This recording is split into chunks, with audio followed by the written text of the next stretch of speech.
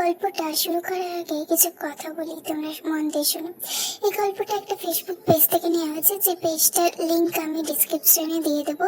তোমরা ওখান থেকে ওই আপুটার বাকি স্টোরিগুলো পড়তে পারো। খুবই সুন্দর একজন লেখিকা তিনি, খুব ভালো ভালো স্টোরি লেখেন তিনি।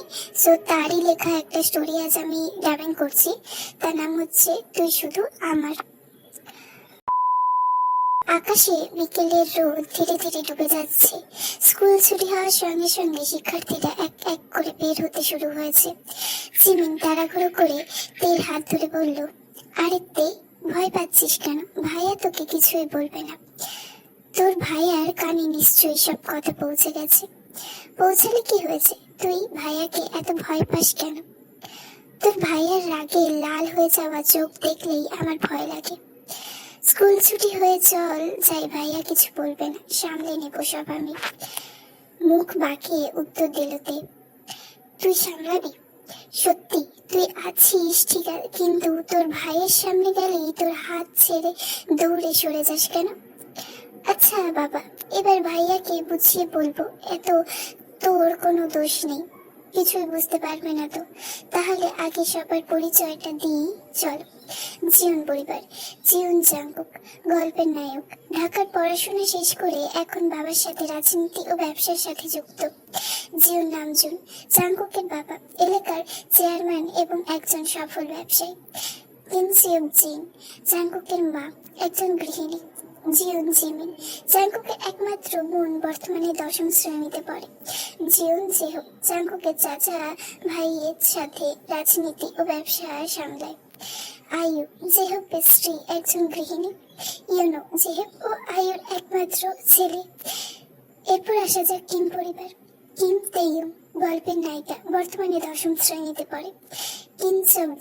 কিন সুবিন, তের বাবা সরকারি চাকরিজীবী, এখন রিটায়ারমেন্ট করছে। কিম ইয়নজুন, তের মা একজন গৃহিণী। কিম সুগা, তের বড় ভাই, ঢাকা পড়াশোনা শেষ করে নিজের ব্যবসা শুরু করেছে। তে আর জিমিন ছোটবেলা থেকে বেস্ট ফ্রেন্ড। আর একটা কথা বলে রাখা ভালো, জিমিন আর সুগা 2 বছর সম্পর্কে আছে। তাদের এই সম্পর্কের কথা শুধু তে জানে, জাংকুক জানে না। ছোটবেলা থেকে তে আর জিমিন একে অপরের বাড়িতে যেত, আর সেখান থেকে সুগা আর জিমিনের পরিচয় ও ভালোবাসা শুরু।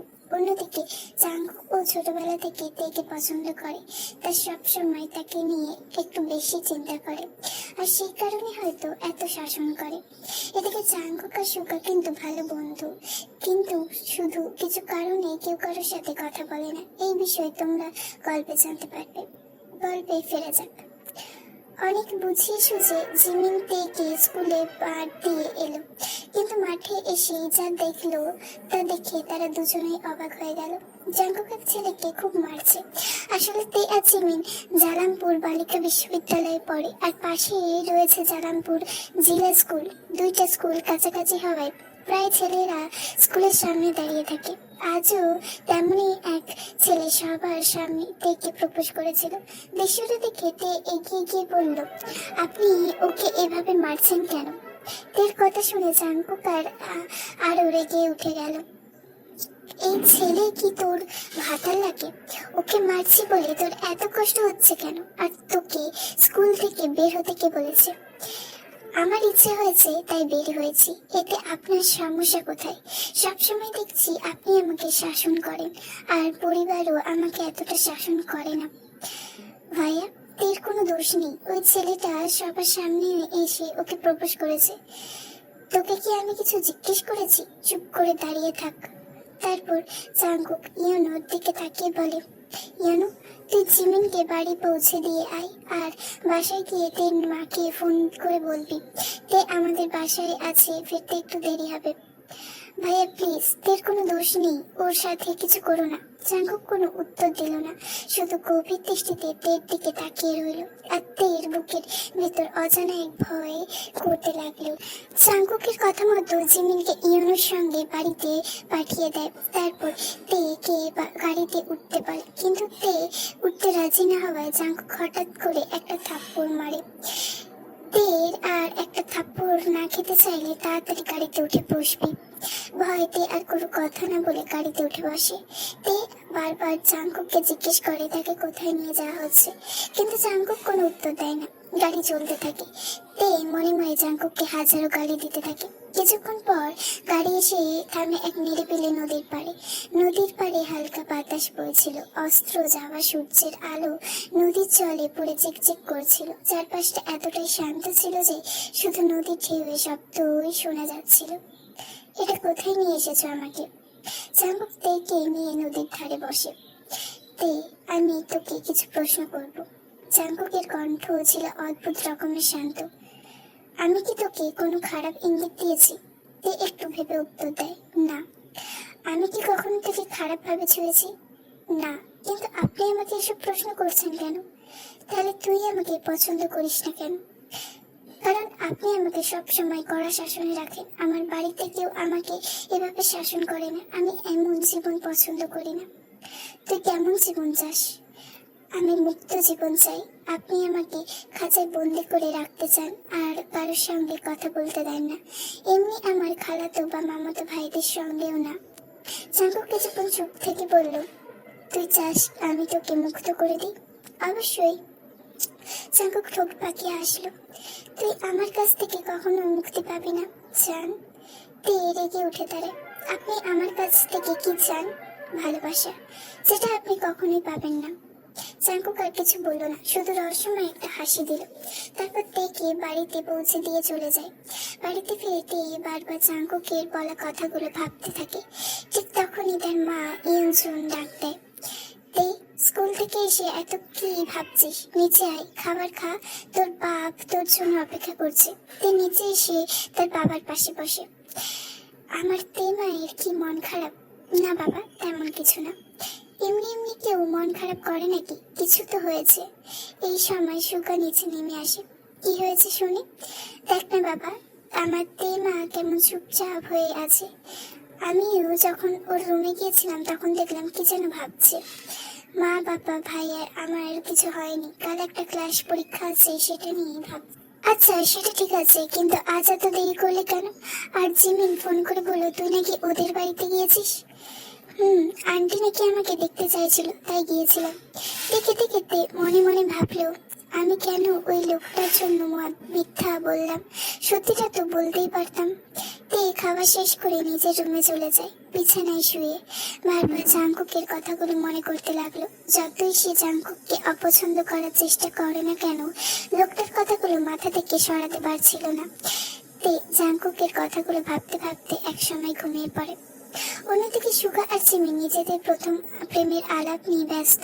তবে জিমিনের মনে একটা ভয়, সেদিন জাঙ্কুক জানতে পারবে আমি সুগা প্রেম করছি, তাও সুগার ভাইয়ের সাথে, সেদিন আমার শেষ দিন হবে। আর সুগা ভাইয়া যদি জাঙ্কুক ভাইয়ের জন্য আমাকে ছেড়ে দেয়, আমি কি করব? পরের দিন সকালে খাওয়া দাওয়া শেষ করে তে স্কুলে যাই। স্কুল ছুটির পর তে দেখে জাঙ্কুক আর ইয়েনো বাইরে দাঁড়িয়ে আছে। জাঙ্কুক এগিয়ে এসে বলে, গাড়িতে উঠে বস। না, আমি বাড়ি যাব। কাল আপনার জন্য আমাকে বাবা মায়ের কাছে মিথ্যা বলতে হয়েছিল। আমি কে হয়ে যে তুই আমার জন্য মিথ্যে বলেছিলি? কেউ না। তুই কথা বলে সঙ্গে সঙ্গে চুপ হয়ে যায়। তারপর শান্ত মেয়ের মতো গাড়িতে উঠে বসে। জিমিনও গাড়িতে ওঠে। কিছুক্ষণ পর জাঙ্কুক তেদের বাড়ির সামনে গিয়ে থামে। তে, আমি কয়েকদিনের জন্য শহরের বাইরে যাচ্ছি।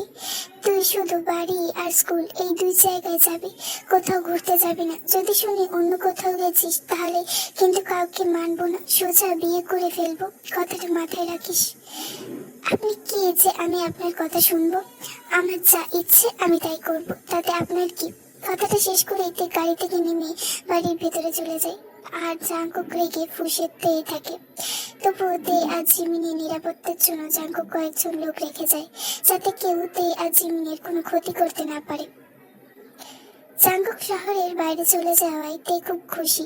পরদিন সে স্কুলে গিয়ে জিমিনকে বলে, আজকে আমরা একটু ঘুরতে বেরোতে হব। না রে বাবা, জাঙ্কুক ভাই যদি জানতে পারে তাহলে আমাদের দুজনকে মেরে পুঁতে রাখবে। তে অনেক বুঝিয়ে সুঝিয়ে অবশেষে তে জিমিনকে রাজি করায়। তারপর দুজনে ঘুরতে বের হয়। তখন তে জিমিনকে বলে, সুগা ভাইয়ের সাথে জাঙ্কুক ভাইয়ের কিসের সম্পর্ক ছিল রে? আমি জিজ্ঞেস করলে কিছুই বলে না। গাধি, তুই আমাকে জিজ্ঞেস করবি না? আমি তো জানি তুই জানিস না। আমি তো ভাবছি তুই জানিস না, তাই আর জিজ্ঞেস করি না। আরে আমি যতটুকু জানি ততটুকুই তোকে বলি, শোন। জিমিন বলতে শুরু করে। সুগা আর জাঙ্কুক দুজনে নর্থ সাউথ ইউনিভার্সিটিতে একসাথে পড়াশোনা করতে ছোটবেলা থেকে। তারা ছিল একে অপরের সবচেয়ে কাছের বন্ধু। তাদের স্বপ্ন, পরিকল্পনা, ভবিষ্যৎ সবকিছু ছিল একসাথে একই রকম।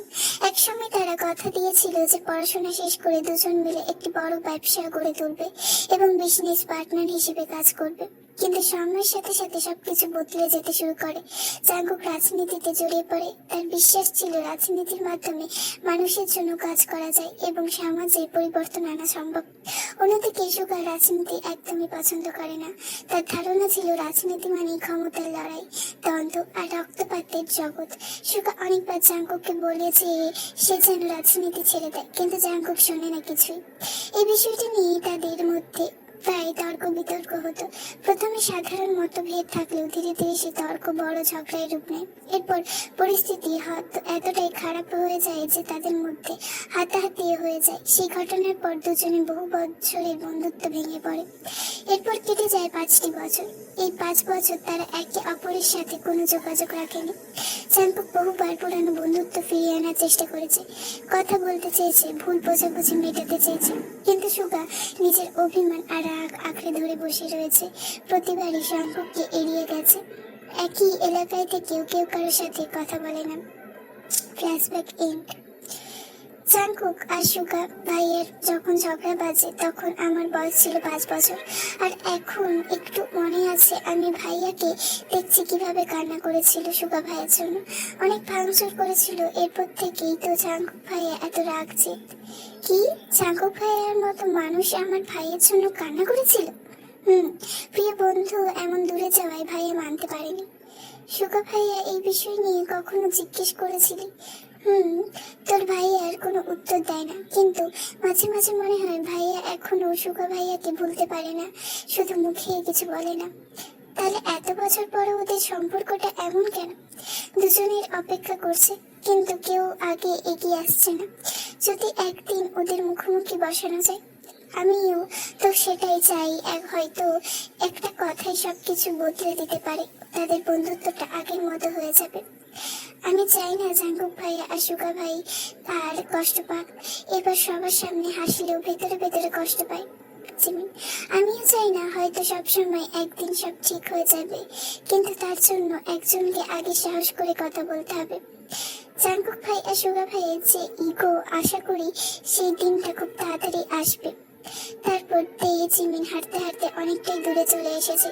তাদের মনে হচ্ছিল কেউ যেন দূর থেকে নজর রাখছে। তারা পৌঁছিনে তাকালেও কাউকে দেখতে পেল না, অথচ অজানা এক ভয় ধীরে ধীরে তাদের ঘিরে ধরছিল। জিমিন, আমার না কেমন জানি ভয় ভয় করছে। আমার অনেকটা দূরে চলে আসছি হাঁটতে হাঁটতে। আরে চল, কিছু হবে না। জিমিন থেকে সান্ত্বনা দিলেও জিমিনের বুকের ভেতরটা অকারণে কেঁপে উঠছিল। বারবার মনে হচ্ছিল কোনো একটা খারাপ কিছু করতে চলেছে। জিমিন ভয় তের হাতটা শক্ত করে চেপে ধরল। আমার এখন কেন জানি খুব ভয় পাচ্ছে, মনে হচ্ছে আবার বড় কোনো বিপদে পড়তে যাচ্ছি। ভয় পাস না জিমিন, আমি তো আছি। আর জিমিন একজন আরেকজনকে সান্ত্বনা দিচ্ছে, কিন্তু দুজনের ভয়ে শেষ। জিমিন কাঁপা কণ্ঠে বলে, কিন্তু আমার এখন বাসায় কিভাবে যাব? অনেকটা পথ চলে এসেছি, আর কোনো গাড়িও তো দেখতে পাচ্ছি না। যদি জাঙ্কুক ভাই জানতে পারে যে আমরা এখানে ঘুরতে এসেছি, তাহলে তো জাঙ্কুক ভাই আমাদের খবর করবে। জিমিন একা অনেকটা পথ চলে এসেছে। সাধারণ তাদের সঙ্গে সবসময় জাঙ্কুক কিংবা ইয়ানো থাকে, কারণ জাঙ্কুক রাজনীতির সঙ্গে জড়িত, আর তার প্রতিপক্ষ কাই সবসময় তার ক্ষতি করার সুযোগ খুঁজে বেড়ায়, কিন্তু কখনো সফল হতে পারেনি। কাই জানে জাঙ্কুকের দুর্বলতা কোথায়, তাই আজ সুযোগ পেয়ে সে আজ জিমিনকে কিডন্যাপ করে নিয়ে যায়। অন্যদিকে জাঙ্কুকের দলের একজন লোক স্কুলে গিয়ে আজ জিমিনকে খুঁজে না পেয়ে বাইরে বের হয় গাড়ি নিয়ে। অনেকটা পথে সে লোকটা দেখতে পায়, তাই লোকেরা আজ জিমিনকে গাড়িতে তুলে নিয়ে যাচ্ছে। লোকটা দ্রুত জাঙ্কুককে ফোন করে, ভাই সর্বনাশ হয়ে গেছে।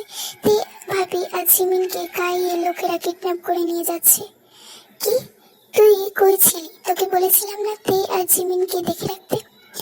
ভাই আমি একটু চা খাইতে গিয়েছি। গিয়েছিলাম স্কুল ছুটি হওয়ার জন্য, আসছি দেখি ভাবি আর জিমিন নাই। তোর চায়ের মায়ের বাপ! জাঙ্কুক রেগে মেগে কি বলছে সে নিজেও জানে না। তুই এখন ভাবলার মতো দাঁড়াই না থাইকা ওই গাড়ির পিছনে, আর প্রতি মিনিটের খবর আমাকে দিবি। আমি এখনই আসছি। কল কেটে দিয়ে জাঙ্কুক রেগে ফেটে পড়ে। সে দ্রুত ইয়ানুকে গিয়ে নিয়ে বেরিয়ে পায়।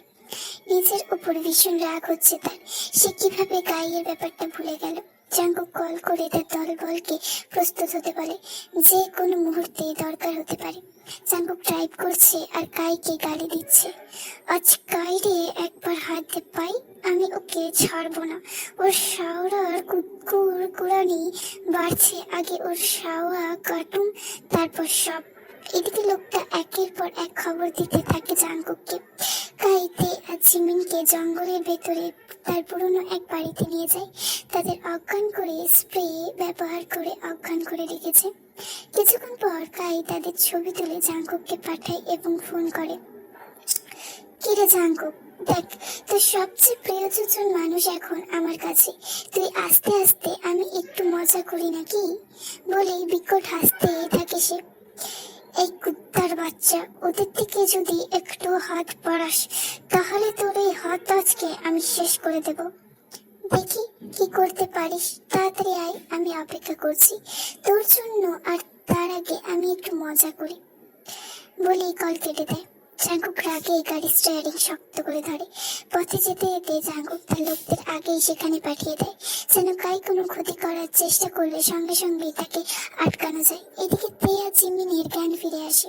চোখ খুললেই তারা নিজেদের একটি অন্ধকার ঘরে দেখতে পায়। জিমিন, তুই ঠিক আছিস তো? হ্যাঁ, কিন্তু আমরা কোথায়? ঠিক তখনই কাই ঘরে ঢুকে বলে, জিমিন আর তে এর জ্ঞান ফিরেছে।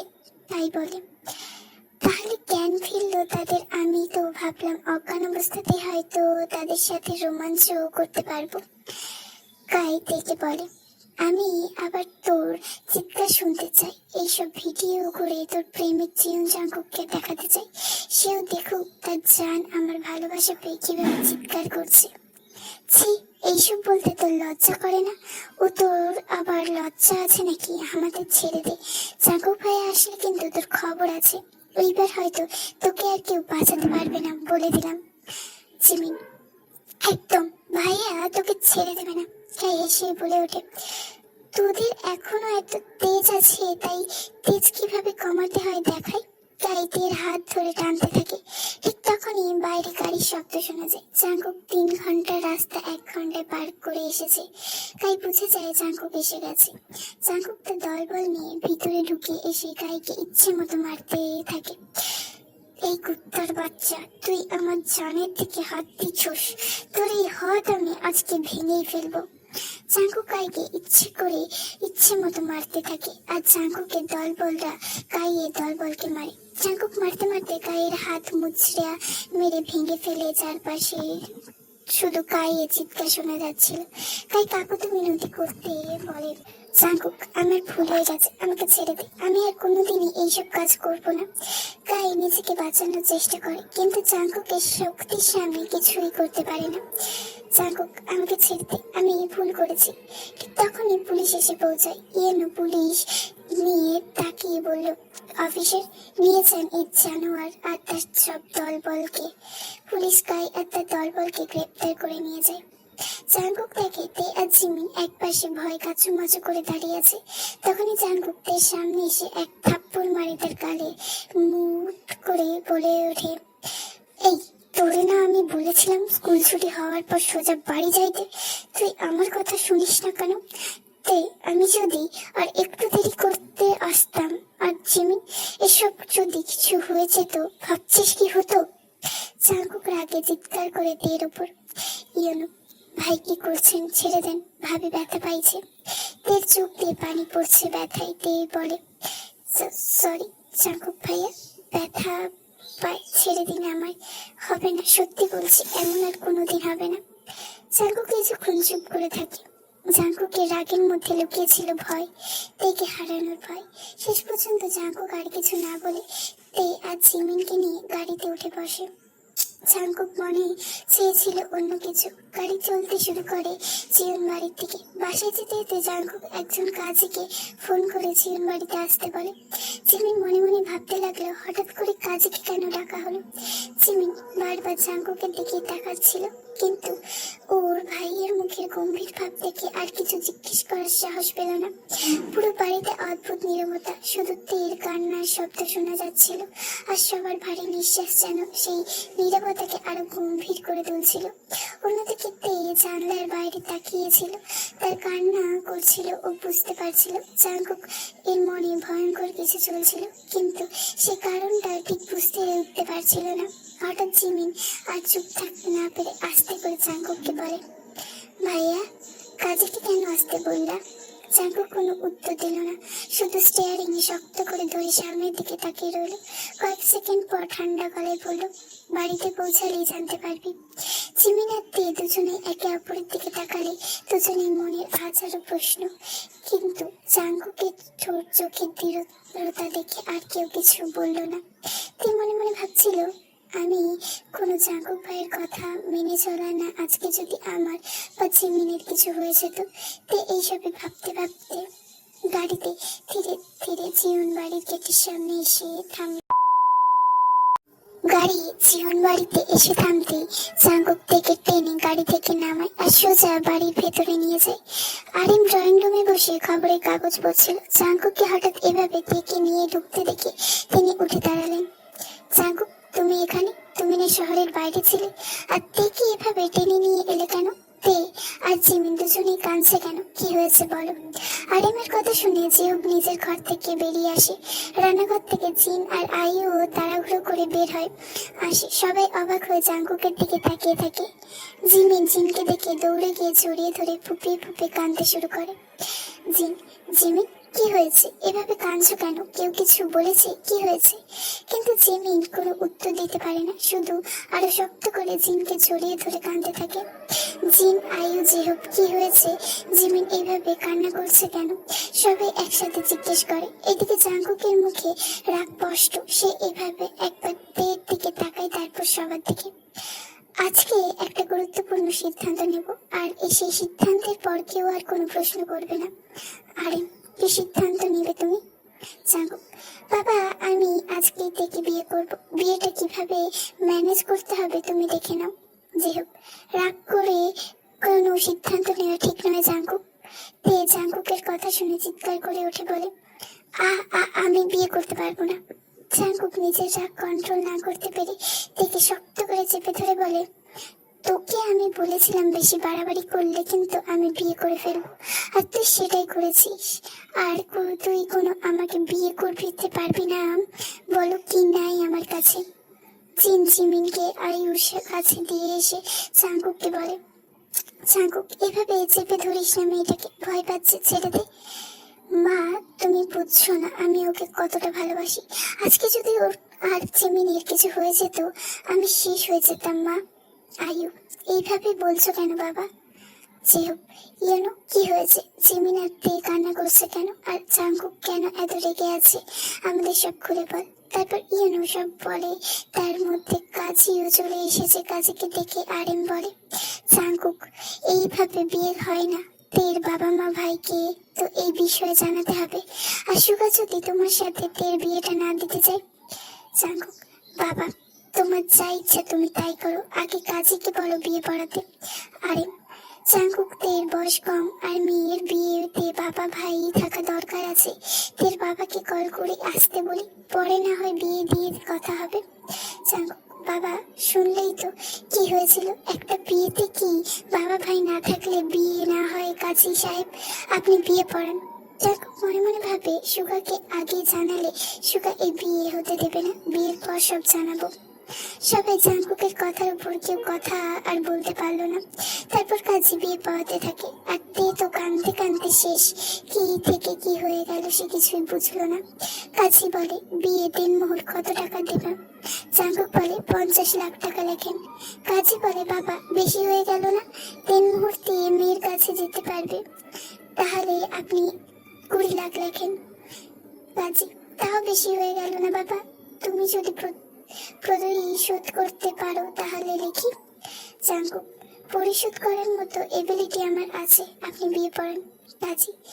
আজ আমরা কিম সব জিন এর কন্যা কিম তেয়ং এর এবং জিউন নামজনের সপুত্র জিউন জাঙ্কুকের বিবাহ সম্পন্ন করার জন্য এখানে সমবেত হয়েছি। কনের 20 লাখ টাকা নির্ধারিত করা হয়েছে। আপনি কি জিউন নামজনের পুত্র জিন জাঙ্কুককে 20 লাখ টাকা মোহরানার স্বামী হিসেবে গ্রহণ করতে রাজি আছেন? থাকলে বলো মা কবুল। তে কবুল না বলে জিনকে ধরে কান্না করতে থাকে। অনেকক্ষণ হয়ে যাওয়ার পরও তে কবুল বলে না। এটা দেখে জাঙ্কুক তেকে ধমক দেয়। তে ভয় কাঁপতে কাঁপতে বলে কবুল কবুল কবুল। তের মুখ থেকে কবুল শুনে জাঙ্কুক বলে ওঠে আলহামদুলিল্লাহ। তবে কাজে জাঙ্কুককে বলে, আপনি কি কিম সুবিনের কন্যা কিম তেকে 20 লাখ টাকার মোহরানায় স্ত্রী হিসেবে গ্রহণ করতে রাজি আছেন? থাকলে বলো বাবা কবুল। জাঙ্কুক কবুল কবুল কবুল। জাঙ্কুকের কবুল বলার গতি এতটাই ছিল যে সবাই হেসে দেয়। কাজী, সাক্ষীদের উপস্থিতিতে ইজাব ও কবুল সম্পূর্ণ হয়েছে। আমি আপনাদের বিবাহ সম্পূর্ণ হওয়ার ঘোষণা দিচ্ছি। আল্লাহ তোমাদের জন্য বরকত দান করুন, তোমাদের উপর বরকত নালিশ করুক এবং কন্যার মধ্যে তোমাদের একাত্রিত্ব রাখুক। অন্যদিকে তের বাসায় না ফেরায় তের বাবা মা ভাই ভীষণ চিন্তায় পড়ে যায়। ইয়ানজু, এতক্ষণ হয়ে গেল, তে এখন বাসায় ফিরল না কেন? জিমিনদের বাড়ি গেলে তো কল করতো। সুবিন, আমি স্কুলে ফোন করে দেখি। কিছুক্ষণ পর সুবিন স্কুলে কল করে যোগাযোগ করে। তারা জানতে পারে স্কুলে অনেক আগেই ছুটি হয়ে গিয়েছে। সুবিন, তাহলে আমার মেয়েটা কোথায় গেল? ইয়ানজুনের চোখে পানি চলে এলো। ঠিক তখনই সুগার বাসায় ঢুকলো। সুগা, তে কি বাসায় এসেছে? সুবিন, না, এখনো তো এলো না। তে তো এত দেরি করে না। সুগা, আমি স্কুলে গিয়ে দেখি স্কুল বন্ধ। তারপর জিমিনকে অনেকবার ফোন দিলাম কিন্তু ও ফোন ধরছে না। সুবিন, কিছু হয় নাই তো আমার মেয়েটার? সুগা, বাবা এইসব কি বলছো? তের কিছু হবে না, তবে আমার ভালো লাগছে না ব্যাপারটা। এরপর সুগা আর সুবিন মিলে তেকে খুঁজতে বের হলো। অন্যদিকে জীবন বাড়িতে তখন পরিস্থিতি সম্পূর্ণ উল্টো। কাজে বিয়ে পড়ানোর পর চলে যায়। জাঙ্কুক আগে ঘরে এক পাশ থেকে আরেক পাশে হাঁটছে। জিন, বাবা একটু শান্ত হ, তোর বাবা তোদের বাবাকে কল করছে, একটু শান্ত হ। জাঙ্কুক, কিভাবে শান্ত হব মা? মাথায় আমার সেই এক ঘটনা আসছে।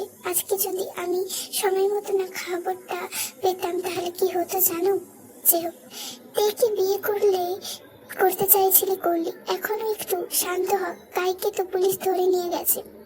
জাঙ্কুক, আমি শুধু একটা জিনিস ভাবছি, তে আর জিমিনের কিছু হলে আমি নিজেকে কোনোদিন ক্ষমা করতে পারতাম না। তারপর বিয়ে সম্পূর্ণ হওয়ার পর তের বাবাকে আরএম কল করে। হঠাৎ আরএম এর ফোন আসতেই জাঙ্কুক সুগা আর সুমিন একে অপরের দিকে তাকালো আর ভাবলো, তে যদি তাদের বাসায় হয় তাহলে তো অনেক আগেই কল করা উচিত ছিল না? আরএম এর কণ্ঠে উদ্বেগ স্পষ্ট ছিল। তোমরা যেখানেই আছো এখনই আমাদের বাড়িতে চলে এসো, তে আমাদের বাড়িতে আছে। কথাটা শুনে সুগা আর সুবিন আর এক মুহূর্ত দেরি করলো না। তাড়াহুড়ো করে গাড়িতে উঠে পড়লো। গাড়িতে গতি বাড়িয়ে যত দ্রুত সম্ভব আরএম এর বাড়িতে চলে আসলো। জীবন বাড়ির সামনে গাড়ি থেকে নেমে সুগা আর সুবিন তাড়াহুড়ো করে নেমে পড়ল। তুই শুধু আমার। গেটের সামনে দাঁড়িয়ে সুগা কয়েক সেকেন্ড চুপ হয়ে গেল। দীর্ঘ 5 বছর পর সে আবার জীবন বাড়িতে পা রাখতে চলেছে। এই 5 বছরে যতই প্রয়োজন হোক, রাগ আর অভিমানের কারণে সে কখনো এই বাড়িতে আসেনি। কিন্তু আজ নিজের বোনের জন্য সব অভিমান ভুলে এসেছে। সুবন ছেলের কাঁধে হাত রেখে বলল, চল বাবা। সুগা গভীর একটা শ্বাস নিয়ে বাড়ির ভেতরে ঢুকে পড়ল। দরজার সামনে আসতেই আরিম বলল, আসসালামু আলাইকুম বেআইন সাহেব, অবশেষে আমাদের বাড়িতে আসলেন। ওয়ালাইকুম আসসালাম। এক মিনিট, এই বেআইন আবার কবে থেকে হলাম আমি? আরে আসেন আগে, তারপর না হয় বলি কি কাহিনী। সুগা প্রায় 5 বছর পর জাঙ্কুকদের বাড়িতে আসলো। সুগা একটু সংকোচন বোধ করলো, কিন্তু বোনের কথা ভেবে ভিতরে ঢুকলো। সুবিন, কি বলছেন এসব? আমি তো এখনো কিছু বুঝতে উঠতে পারছি না। হঠাৎ করে বেআইন বানিয়ে দিলেন। ড্রয়িং রুমে ঢুকতেই সবাই তাদের দিকে তাকিয়ে রইল। পরিবেশটা একদম থতমত। সুগার চোখ শুধু তেকে খুঁজছে। হঠাৎ তার চোখে পড়লো সোফার এক কোণে বসে থাকা তের দিকে। তে মাথা নিচু করে বসে আছে, চোখ দুটো কান্নায় ফুলে লাল হয়ে গেছে। সুগা, তে? পরিচিত কণ্ঠ শুনে তে মাথা তুলে তাকায়। পরের মুহূর্তেই তে দৌড়ে গিয়ে সুগাকে শক্ত করে জড়িয়ে ধরে হাউমাউ করে কেঁদে উঠল। সুগা, তে কি হয়েছে, হঠাৎ কাঁদছিস কেন? তে কাঁপা গলায় বলল, ভাইয়া আমাকে বাড়ি নিয়ে যা, আমি বাড়িতে যাব। বলেই সে আবার কান্না শুরু করলো। তে তুই কান্না করছিস কেন, কি হয়েছে তোর, বল আমাকে।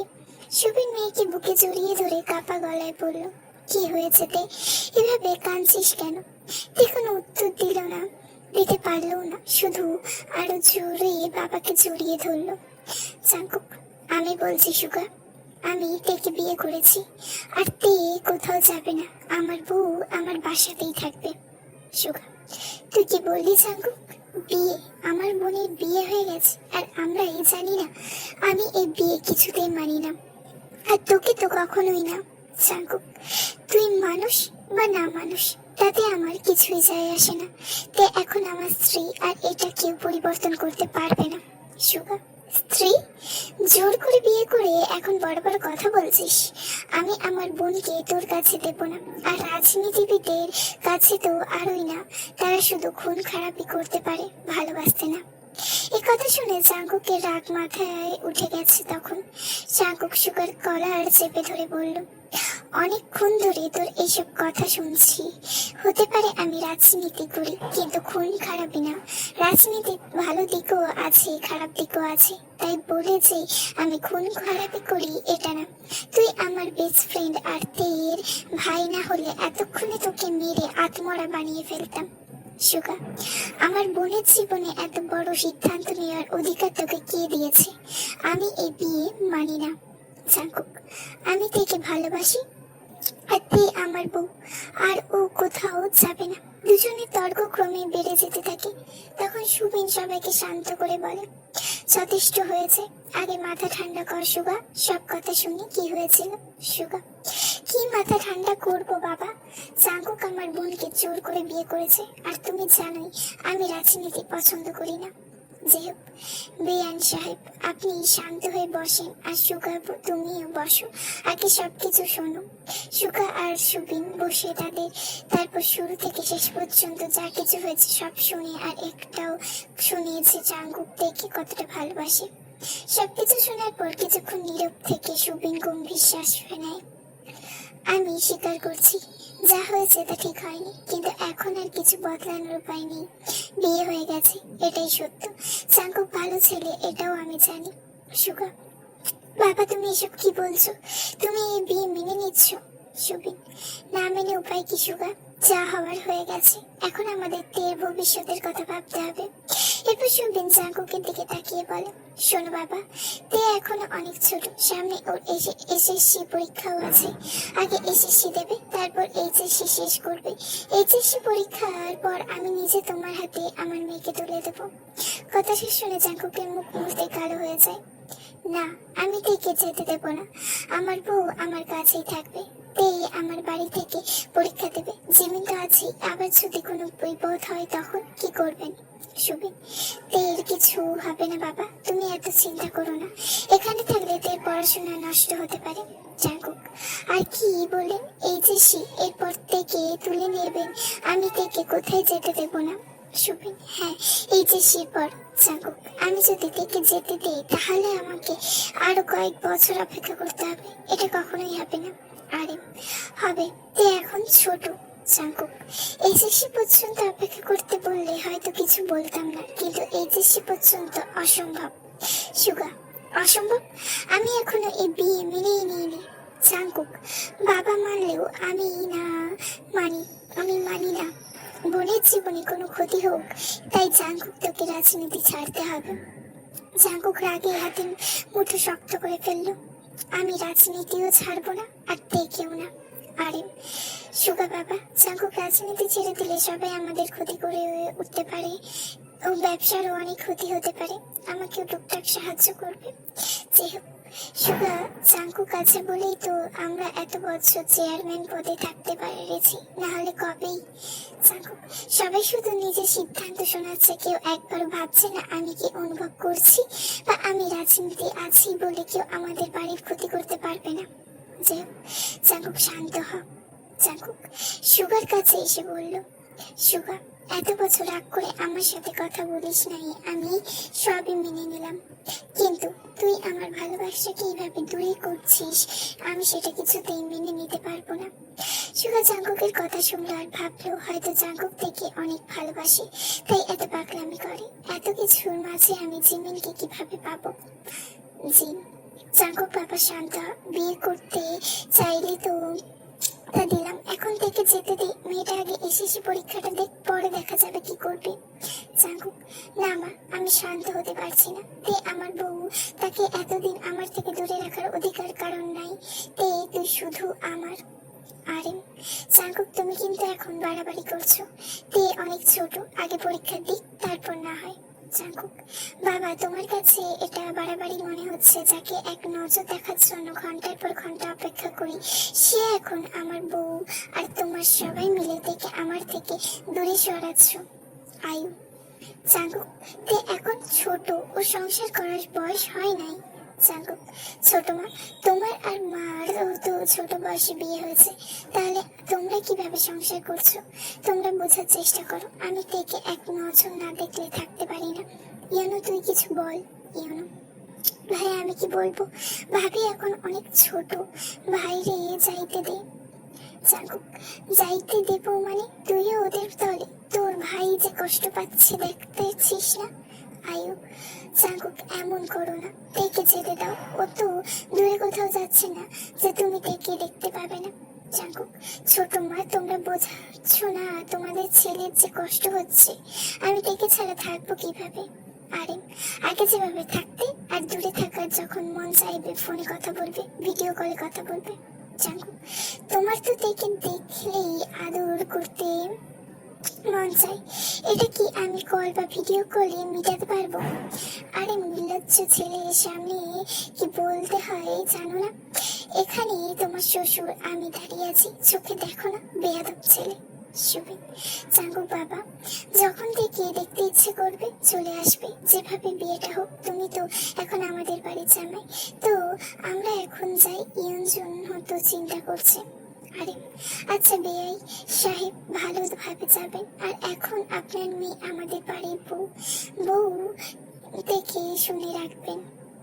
জাঙ্কুক শত চেষ্টার পরও রাখতে পারলো না। জাঙ্কুক মনে মনে ঠিক করলো, তে পরীক্ষার পর চাইবে, যদি না দেয় তাহলে তুলে নিয়ে আসবে। জাঙ্কুক তো ঠিক তেকের দিকে তাকিয়েছিল, কিন্তু তে একেবারের জন্য তাকায় নিয়ে জাঙ্কুকের দিকে, আরো রাগে উঠে জাঙ্কুক ঘরে চলে যায়। তে তো এমনই অনেক ভয়, ট্রমাতে তো আছে, তার কোনো দিকে মন নেই, সে শুধু সব ভাবছে কি থেকে কি হয়ে গেল। জাঙ্কুক তো রেগে মেগে নিজের ঘরে চলে যায়, আর তেরাও চলে যায়, আর এইদিকে ড্রয়িং রুমে এক অস্থির নিরাপত্তা নেমে আসে। যদি ভালো লেগে থাকে তাহলে like, comment, share and subscribe. যদি কোনো ভুল ত্রুটি হয় ক্ষমাসুন্দর দৃষ্টিতে দেখবেন, আর ভুল হলে সেটা আমাকে একটু ধরিয়ে দেওয়ার চেষ্টা করবেন। আর like, comment, share and subscribe please, তোমাদের এইটুকুনি ভালোবাসাই আমার দরকার।